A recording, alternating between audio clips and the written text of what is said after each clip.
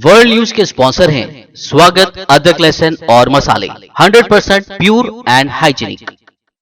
अस्सलाम वालेकुम, आदाब। मैं हूं खलील फरहाद और आप देख रहे हैं वर्ल्ड न्यूज़। शुरुआत करते हैं हेडलाइंस से।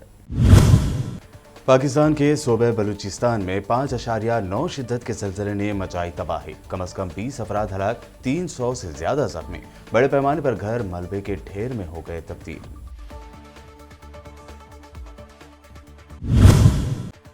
इसराइल की स्पाईवेयर पेगासस का दुबई के हुक्मरान मोहम्मद राशिद अल मकतूम ने अपनी साबिका अहलिया की जासूसी के लिए किया इस्तेमाल। ब्रिटेन की अदालत का सनसनीखेज दावा।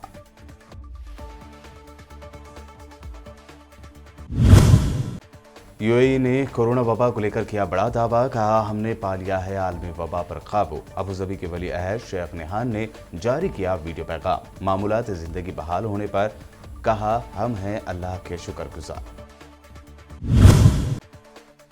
उत्तर प्रदेश के लखीमपुर खीरी के वाक़े पर सुप्रीम कोर्ट ने योगी सरकार से मांगी स्टेटस रिपोर्ट। कल तक रिपोर्ट दाखिल करने को कहा, साथ ही पूछा अब तक कितने मुलजिमीन किए गए गिरफ्तार।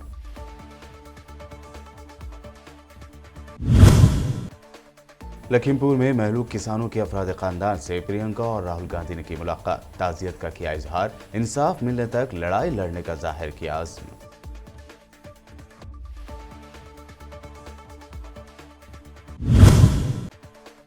और आम आदमी पार्टी के एमपी संजय सिंह की पीएम मोदी पर शदीद तनकीद, कहा अर्जेंटीना के फुटबॉलर के लिए ट्वीट करने वाले पीएम मोदी देश के किसानों के कत्ल पर एक लफ्ज नहीं कहते, उन्हें आनी चाहिए शर्म। पाकिस्तान के सूबे बलूचिस्तान के इलाके हरनाई में बुध और जुमेरात की दरमियानी रात आए 5.9 शिद्दत के ज़लज़ले ने तबाही मचाई है। पाकिस्तान के नेचुरल डिजास्टर मैनेजमेंट के कंट्रोल रूम के मुताबिक इस ज़लज़ले के नतीजे में कम से कम 20 अफराद हलाक और 300 से ज़्यादा जख्मी हुए हैं, जबकि मुतासरा इलाके में इमदादी कार्रवाइयाँ जारी है। हरनाई में मुतादिद घर ज़मीनबोज हो गए। कोयटा और हरनाई के अस्पतालों में इमरजेंसी नाफिज कर दी गई है। बलूचिस्तान में कोयटा, हरनाई, किला सैफुल्ला समेत मुख्तलिफ इलाकों में ज़लज़ले के शदीद झटके महसूस किए गए। ज़लज़ले का मरकज़ हरनाई के करीब और गहराई 15 किलोमीटर थी। ज़लज़ले से हरनाई में बड़े पैमाने पर तबाही हुई है। मकान मलबे का ढेर बन गए। मलबे तले दबकर मुतादिद अफराद जाँ बहक और सैकड़ों जख्मी भी हुए हैं। कोयटा और हरनाई के अस्पतालों में इमरजेंसी नाफिज कर दी गई। पेगासस हैकिंग सॉफ्टवेयर की गूंज हिंदुस्तान के बाद अब दुबई के हुक्मरान के खिलाफ ब्रिटेन की अदालत में सुनाई दी गई है।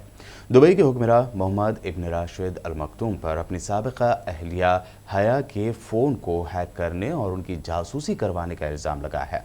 ब्रिटेन की एक हाई कोर्ट इस नतीजे पर पहुंची है कि दुबई के हुक्मरान शेख मखतूम ने अपनी साबिका अहलिया जॉर्डन की शहजादी हया का फ़ोन हैक करने का हुक्म देकर बरतानवी निज़ाम इंसाफ में मदाखलत की है।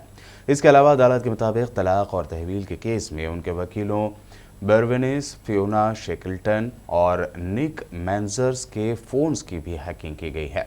शहजादी हया का कहना है कि इंकिशाफ ने उन्हें खौफ और शिकार बनने के एहसास में मुब्तला कर दिया है। दुबई के हाकिम शेख मोहम्मद ने इस हैकिंग के बारे में इल्म होने की तरदीद की है। हाई कोर्ट का फैसला शेख मोहम्मद के लिए धचका है और अपने ख़ानदान की ख़वातीन से उनके रवैये के मुतालिक एक नया इंकिशाफ भी है। कोरोना वबा से अभी कई कंट्रीज जंग लड़ रहे हैं। ऐसे में कई कंट्रीज ऐसे भी हैं जहां कोरोना पर काबू पा लेने का दावा किया जा रहा है। इन्हीं में से एक है अबूधाबी। अबूधाबी के वली अहद शेख मोहम्मद बिन जायद अल नहान ने दावा किया है कि मुत्तहिदा अरब अमारात ने कोरोना वायरस की वबा पर काबू पा लिया है और अब जिंदगी मामूल की जानिब लौट रही है। यूएई की सरकारी खबर रसाई एजेंसी वॉम की वेबसाइट पर जारी करदा एक वीडियो पैगाम में शेख मोहम्मद ने कहा है कि हमने कोविड-19 के बहरान पर काबू पा लिया है। हमने इस तजुर्बे से बहुत से सबक सीखे हैं। यूएई में मामूलात ज़िंदगी बहाल होना शुरू हो गए हैं। इस पर हम अल्लाह ताला के शुक्रगुजार हैं। बता दें कि यूएई में अगस्त के बाद से कोरोना के डेली केसेस की तादाद में तेज़ी से कमी वाक़ई हुई है। अमेरिका के साबिक सदर डोनाल्ड ट्रंप सदारती ओहदा खो जाने के बाद मुसलसल परेशानियों में घिरते जा रहे हैं। कैपिटल हिल पर हमले के बाद उनकी मुसीबतें कम होने का नाम नहीं ले रही हैं। ऐसे में अब उनके लिए नई परेशानी खड़ी हुई है। ट्रंप की दौलत में मुसलसल कमी आ रही है, जिसका इंकशाफ फोर्ब्स मैगजीन ने किया है।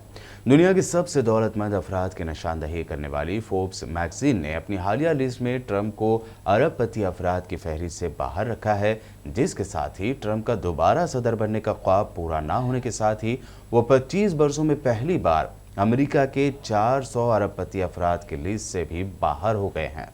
फोर्ब्स मैगजीन की हाल ही में जारी इस फहरिस्त में 25 वर्षों में पहली बार ऐसा हुआ जब डोनाल्ड ट्रंप का नाम इस फहरिस्त में शामिल नहीं है। इसमें कहा गया है कि ऐसा कोरोना वबा के दौरान उन्हें हुए भारी नुकसानात की वजह से हुआ है।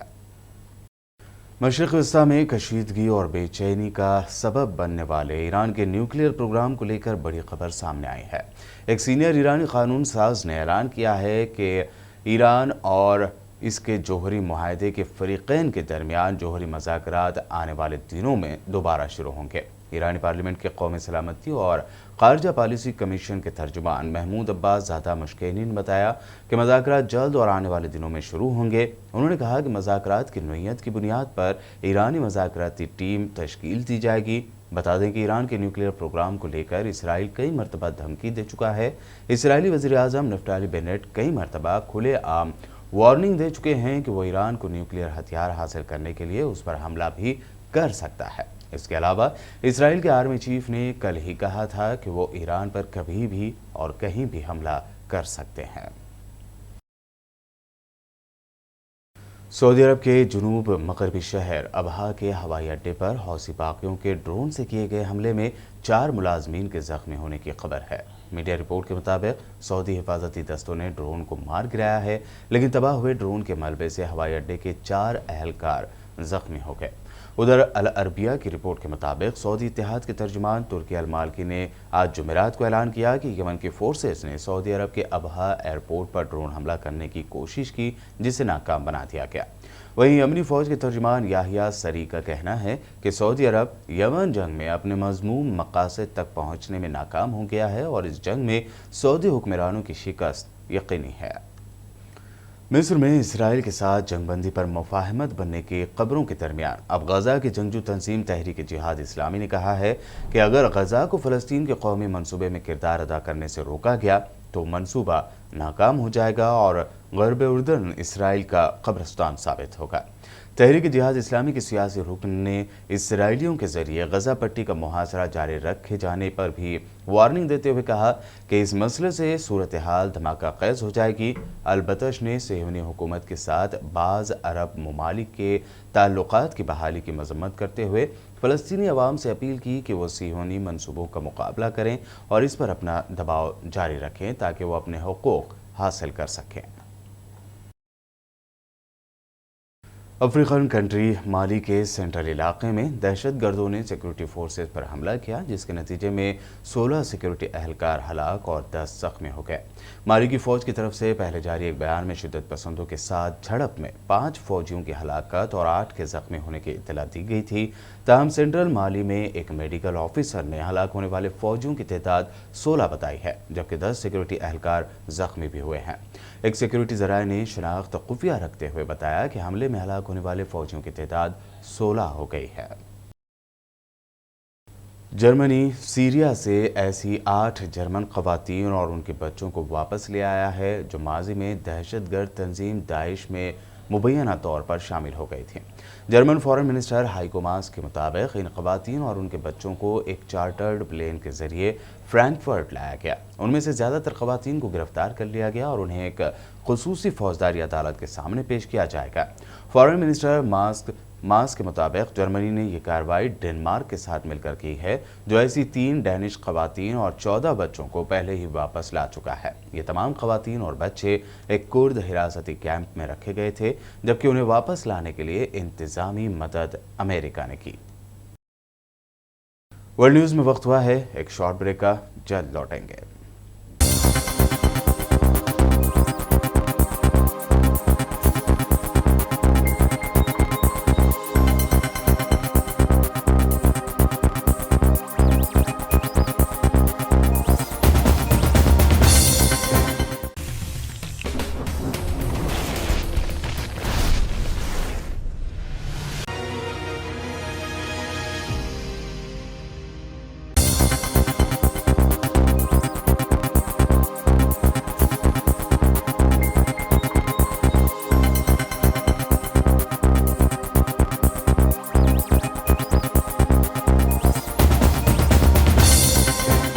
ब्रेक के बाद बढ़ते हैं नेशनल न्यूज़ की जानिब। उत्तर प्रदेश के लखीमपुर खेरी के वाक़े पर सुप्रीम कोर्ट ने आज जुमेरात को सुनवाई की। अदालत ने इस मामले में यूपी की योगी सरकार से स्टेटस रिपोर्ट मांगी है।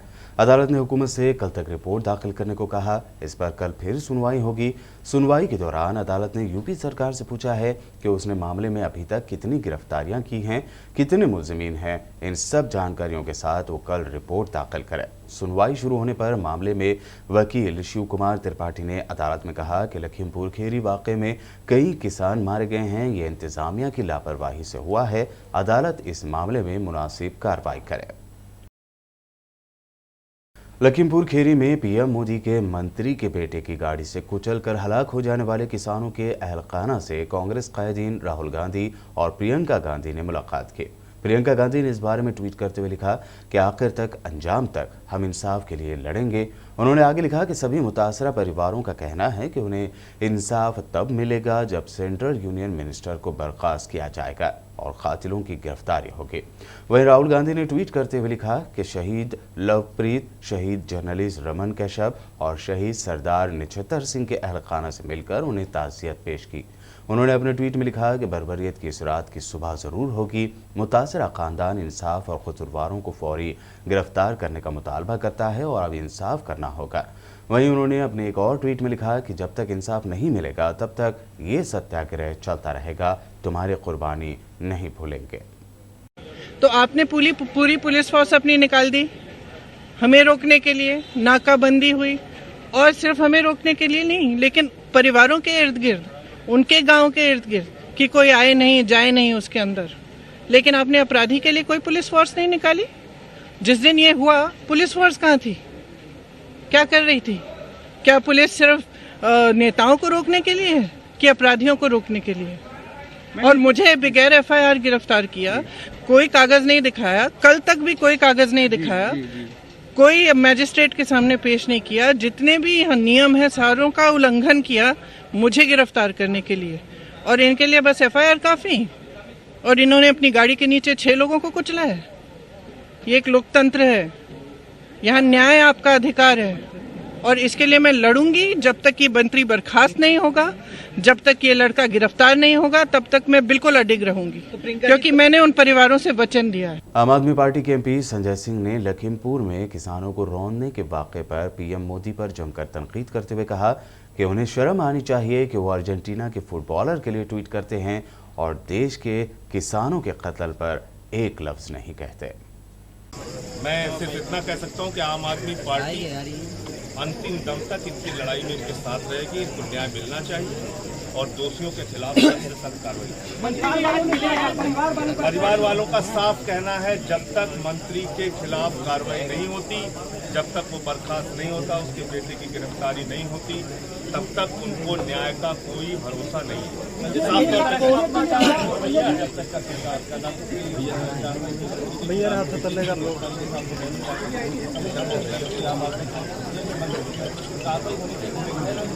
देखिए, कार्रवाई तभी होगी जब ये मंत्री अपने पद से हटेगा। एक मंत्री जो देश का गृह राज्य मंत्री है मेरे की सरकार में, उसके अधीन तमाम वो जांच एजेंसियां आती हैं जिसको जांच करना है। तो जब तक वो अपने पद से हटेगा नहीं, तब तक निष्पक्ष जांच हो ही नहीं सकती। मंत्री से मिलेंगे और बहुत आराम से घूमते रहे दिल्ली में, और कोई इस्तीफा ना मांगा था। कल उनका बेटा भी मीडिया बात को इसीलिए तो मैं कह रहा हूँ कि जो इस सरकार के द्वारा बार बार ये कहा जा रहा है कि न्याय होगा, न्याय होगा, न्याय होगा, न्याय कहाँ हो रहा है? अगर 302 का मुकदमा आप पे लिख लिया जाए, हम पे लिख लिया जाए, या किसी आम आदमी पे लिख दिया जाए, तो उसकी जगह तो जेल में होनी चाहिए। और हमारी योगी जी की सरकार तो तुरंत बुलडोजर भी चलवा देती है। तो क्यों नहीं कार्रवाई हुई इनके खिलाफ? योगी जी कह रहे हैं हमने तो समझौता हो गया, तो फिर हमने आप पूछ लीजिए परिवार से, आप परिवार से पूछ लीजिए। आप तीनों परिवार के पास चले जाइए। तीनों परिवार से मैं मिलके आ रहा हूँ। तीनों परिवारों की एक ही बात थी कि दोषियों पर अब तक कोई कार्रवाई नहीं हुई। और आप मेरी बात नहीं मानते तो आप तीनों परिवार से गोली लगने से किसान कह रहे हैं कि पॉलिटिकल टूरिज्म वो लोग करते हैं जो किसान अन्नदाता के कुचले जाने के बाद महोत्सव मना रहे हैं। देश के प्रधानमंत्री को शर्म आनी चाहिए ब्राजील के फुटबॉलर और अर्जेंटीना के फुटबॉलर के लिए शोक संवेदना का ट्वीट करते हैं। देश के अन्नदाता किसान मार दिए गए, एक संवेदना के शब्द उनके मुंह से नहीं निकले। महोत्सव मना रहे हैं प्रधानमंत्री। लगता है मुल्क में फिर एक मर्तबा टॉलरेंस और इनटॉलरेंस की जंग शुरू हो सकती है। कांग्रेस सीनियर कायद हरीश रावत ने आज एक वीडियो पैगाम में लखीमपुर खीरी वाक़े का जिक्र करते हुए कहा कि आज जमहूरियत खतरे में है। देश में लोकतंत्र खतरे में है। सहिष्णु भारत असहिष्णु हो रहा है। लखीमपुर खीरी की घटनाएं इसकी द्योतक है। लोकतंत्र का गला दबाया जा रहा है। लोगों की आजादी समाप्त की जा रही है। विरोध को कुचला जा रहा है। किसानों को कुचला जा रहा है। हमने लोकतंत्र की रक्षा के लिए और अपराधियों को दंड मिले, इसके लिए लखीमपुर चलो का आह्वान किया और आज बाजपुर से हम लखीमपुर खीरी के लिए प्रस्थान करेंगे। जय किसान। मांग सीधी सी है, तीनों काले कानूनों को वापस लिया जाए। लखीमपुर के दोषियों को केंद्रीय मंत्री और उनके पुत्र सहित दंडित किया जाए। वादी कश्मीर में फिर एक मरतबा कत्ल व गारतगिरी का सिलसिला शुरू हुआ है। पिछले कई हफ्तों से मुसलसल यहाँ सियासी समाजी शख्सियात को निशाना बनाया जा रहा है। आज भी दहशतगर्दों ने 2 टीचर्स को कत्ल कर दिया। तफसीलात के मुताबिक श्रीनगर के ईदगाह इलाके के सफ़ा कदल में नामालूम हमलावरों ने स्कूल की प्रिंसिपल और एक खातून टीचर को गोली मारकर कत्ल कर दिया। खदशा है कि हमलावर दहशतगर्द हो सकते हैं। दोनों सिख और कश्मीरी पंडित टीचर की शनाख्त सत्येंद्र कौर और दीपक चंद के तौर पर की गई है। बताया जा रहा है कि दोनों सफ़ा कदल के अलोची बाग के रहने वाले थे। एक दिन पहले दहशतगर्दों ने कश्मीर में 3 अफराद का कत्ल किया था।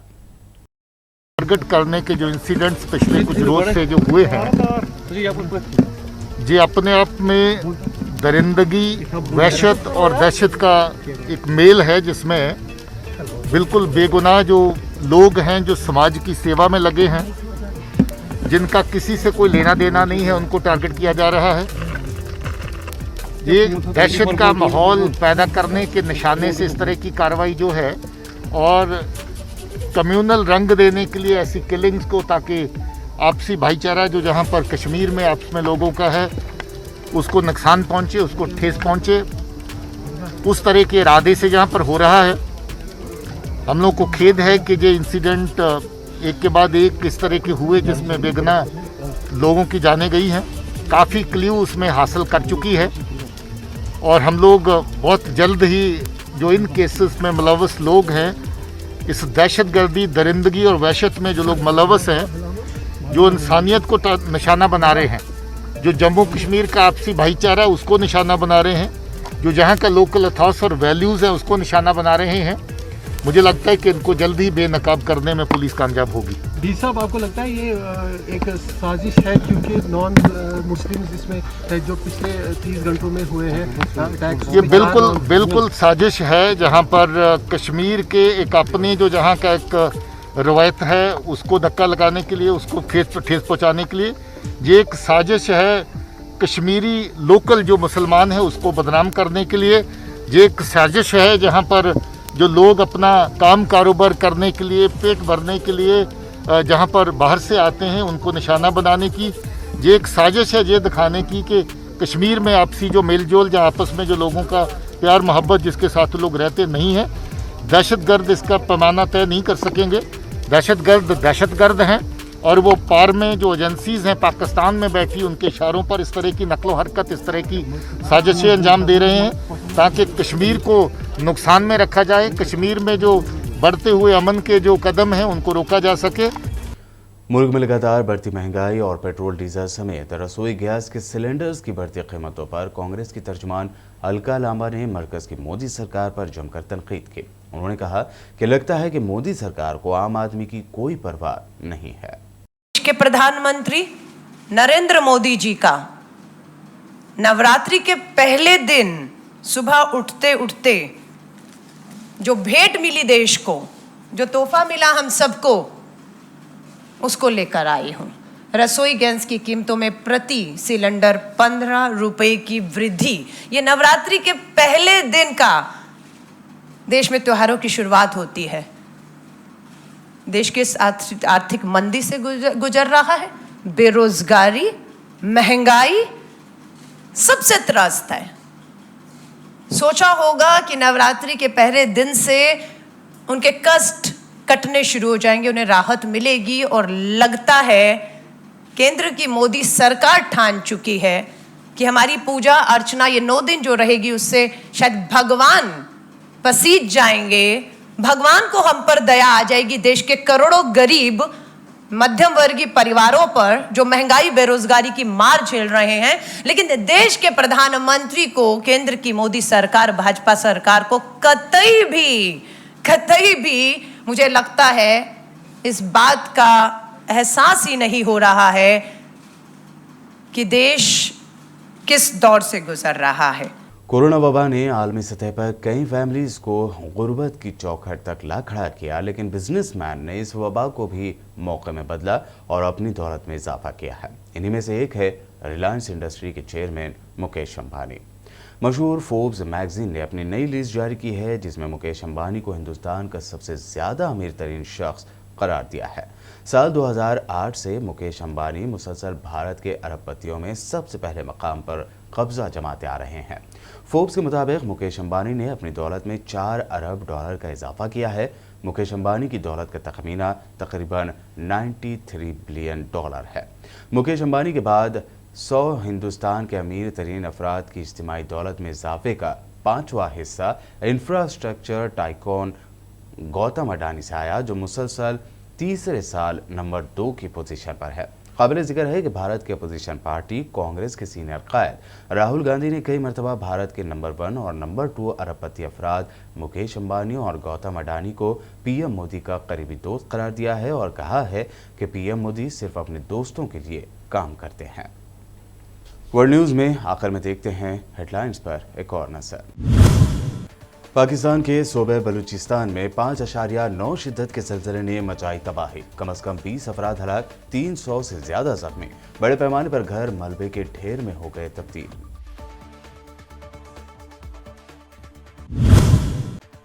इसराइल की स्पाईवेयर पेगासस का दुबई के हुक्मरान मोहम्मद राशिद अल मकतूम ने अपनी साबिका अहलिया की जासूसी के लिए किया इस्तेमाल। ब्रिटेन की अदालत का सनसनीखेज दावा।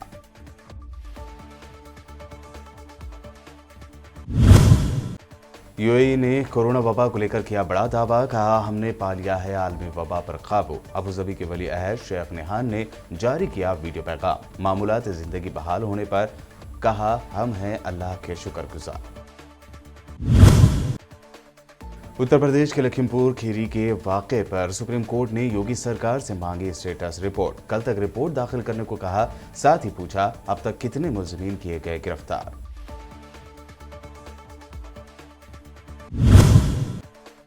लखीमपुर में महलूक किसानों के अफराद खानदान से प्रियंका और राहुल गांधी ने की मुलाकात। ताज़ियत का किया इजहार, इंसाफ मिलने तक लड़ाई लड़ने का जाहिर किया अज़्म।